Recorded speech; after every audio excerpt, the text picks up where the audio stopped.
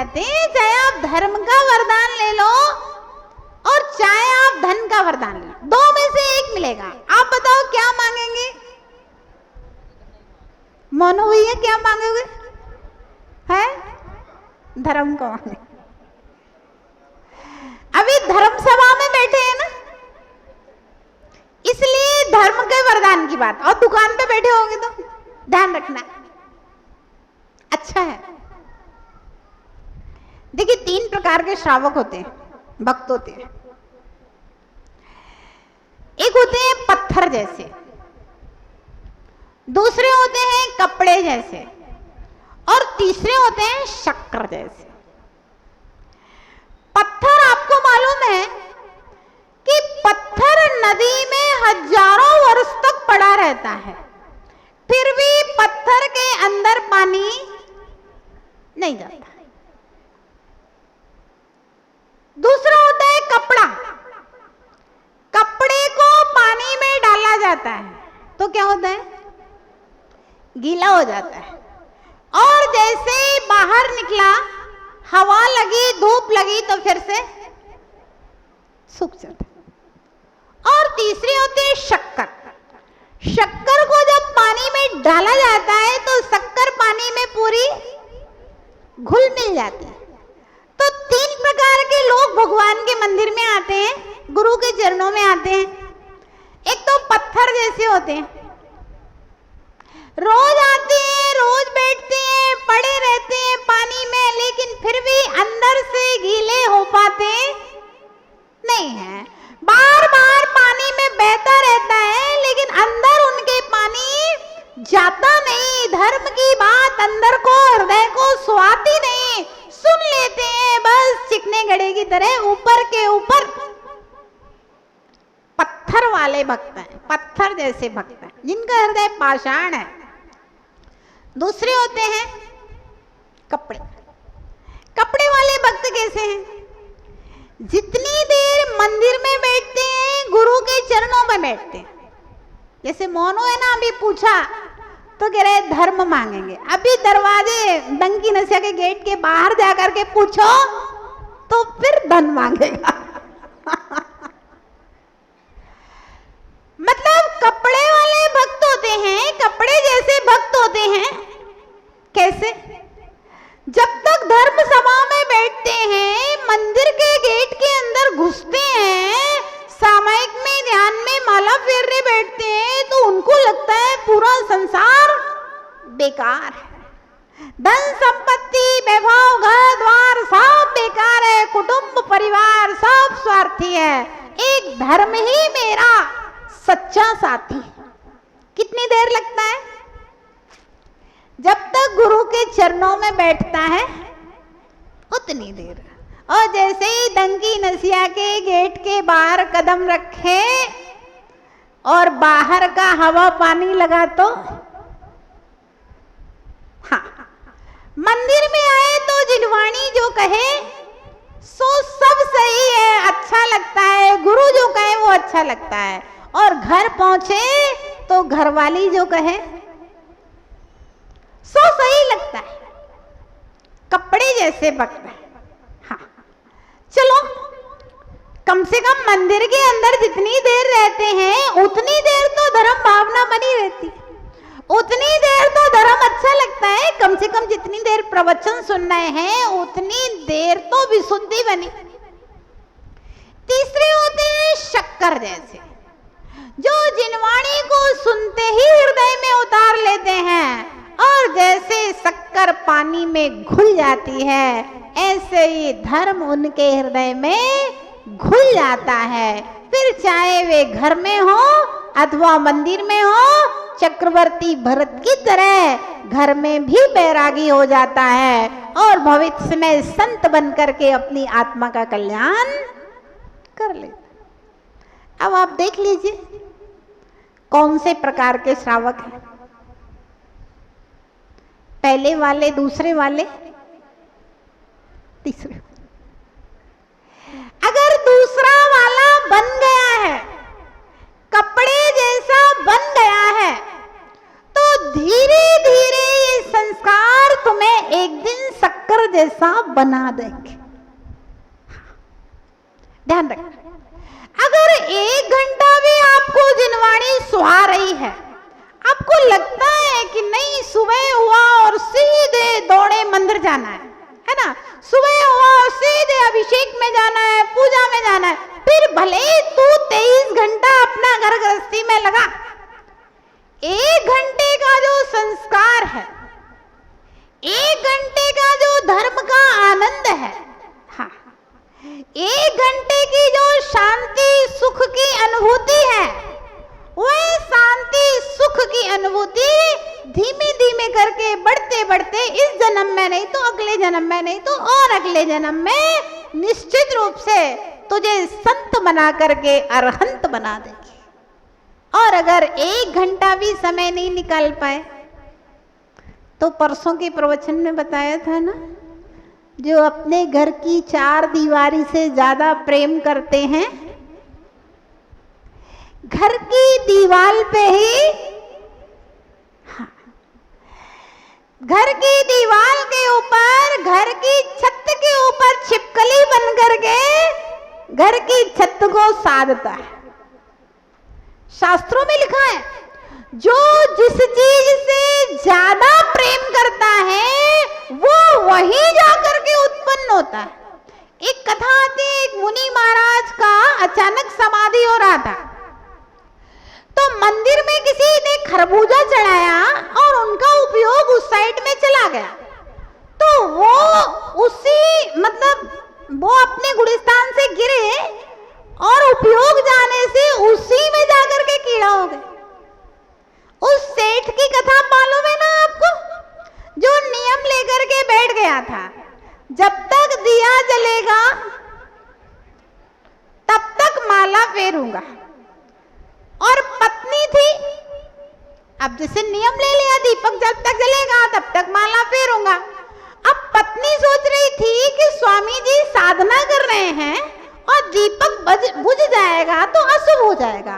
वो क्या करती, जैसे ही घी कम होता, खत्म होने को होता, वो 1 चमचा घी लेकर के और डाल जाती, फिर खत्म होने को हुआ तो 1 चमचा फिर डाल दे, उसे नियम का पता नहीं था। अब वो सेठ तो गर्मी के मौसम में प्यास के मारे, हाँ, पत्नी के ऊपर गुस्सा आ रहा था, आर्द्र ध्यान हो गया और प्यास के कारण से माला फेरते फेरते मरा। कैसे मरा? कैसे मरा? माला फेरते फेरते मरा। कहां उत्पन्न हुआ? प्यास लग रही थी ना, कहां उत्पन्न हुआ? प्यास लग रही थी, पानी के संकलेश में मरा था, तो पानी की बावड़ी में जाकर के मेढक हो गया। तो जिसको जिस चीज की ज्यादा आकांक्षा होती है, क्या कहा? जिसको जिस चीज की ज्यादा आकांक्षा होती है वो वही जाकर के उत्पन्न होता है, ऐसा कर्म सिद्धांत कहा गया। तो ध्यान रखना, अगर 1 घंटा भी जिनवाणी सुहा रही है, अगर 4 महीने किसी गुरु का चातुर्मास होता है, उतने दिन भी अगर घंटे 2 घंटे जिनवाणी सुहाने लगे, भगवान के भजन और गुरु सेवा में निकालता है, तो निश्चित रूप से कपड़े जैसा श्रावक तो हुआ है, कपड़े जैसा भक्त तो है, और आज जो कपड़े जैसा भक्त बना है वो कल अगले जन्म में शक्कर जैसा भक्त भी बनने की योग्यता प्राप्त करेगा। क्योंकि 1 घंटा अगर सुनने के लिए आते हो तो 1 घंटे में कितने कर्मों की निर्जरा होती है। आचार्य वीरसेन महाराज ने लिखा है कि जो व्यक्ति रुचि पूर्वक जिनवाणी को सुनता है, क्या कहा? सुनता है, समझने की बात नहीं कही, अभी जीवन में उतारने की बात नहीं कही, क्या कहा हमने? सुनता है। जो व्यक्ति रुचि पूर्वक जिनवाणी को सुनता है मात्र, वह उस समय असंख्यात गुणित कर्मों की निर्जरा करता है। पाप कर्म 1 घंटे में असंख्यात गुणे निर्जीर्ण होते हैं। स्वाध्याय परमम तपः, स्वाध्याय को परम तप, श्रेष्ठ तप, उत्कृष्ट तप कहा है। खास तौर से साधुओं के लिए भी कहा है, श्रावकों के लिए खास तौर से। साधुओं के लिए तो स्वाध्याय ध्यान तप का कारण है, इसलिए उत्कृष्ट तप कहा है। लेकिन श्रावकों के लिए ध्यान तो होना नहीं है। ज्यादा ज्यादा आप गुरु मुख से जिनवाणी सुन लें, 1 घंटा एकाग्र करके घर के गोरख धंधों को छोड़ करके यहाँ बैठ जाते हो, ये आपका सबसे बड़ा तप का। तप किसे किसे कहते हैं? कषाय निरोधा तपा, इंद्रिय निरोधा तप। अब मान लीजिए 1 घंटे के लिए यहां बैठा हुआ है, खाने पीने का कोई विकल्प नहीं, रसना इंद्रिय का निरोध हुआ ना।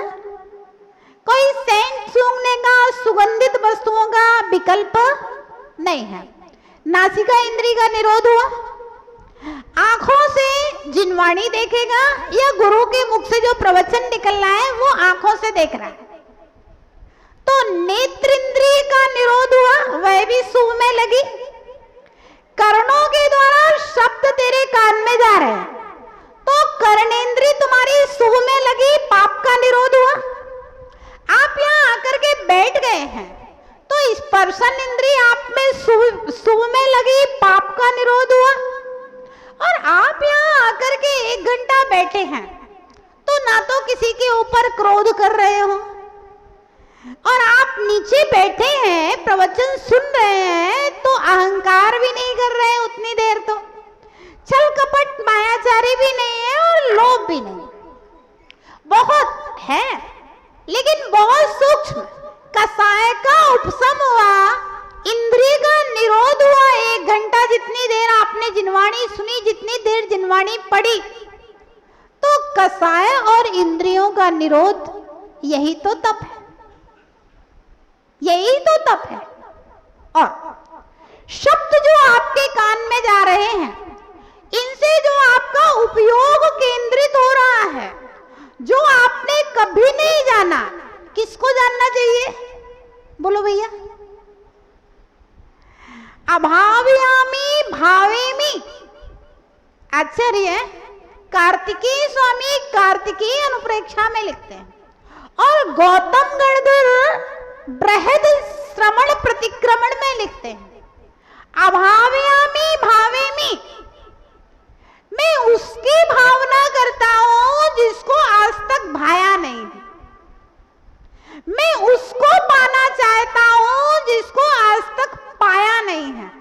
मैं उसको देखना चाहता हूं जिसको आज तक देखा नहीं, और जिसको पाते रहे, देखते रहे, जिसको बार बार भाया, अनादिकाल से भाया, हर जन्म में भाया, उसको भाके आपको मिलेगा क्या?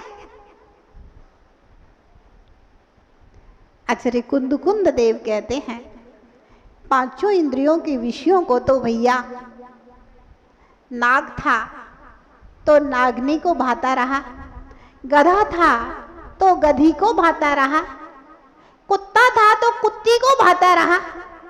5 इंद्रियों के विषयों को, खाने को, पीने को, सुनने को अनादिकाल से भाया है, देखा है, सुना है, अनुभव किया है।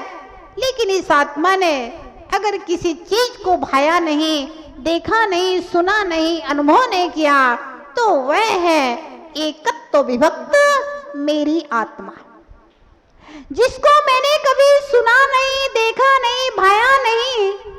अगर वह है तो वह जिन धर्म, जिन दर्शन, जैन शासन, जिनेन्द्र देव। अगर एक बार जिनेन्द्र का दर्शन भाव से कर लिया होता, तो ध्यान रखना पंचम काल में जन्म लेना नहीं पड़ता। तो ध्यान है, चर्चा थी कि कम से कम कपड़े जैसे श्रावक तो हैं, इसीलिए आप आए हैं, नहीं तो आते ही नहीं।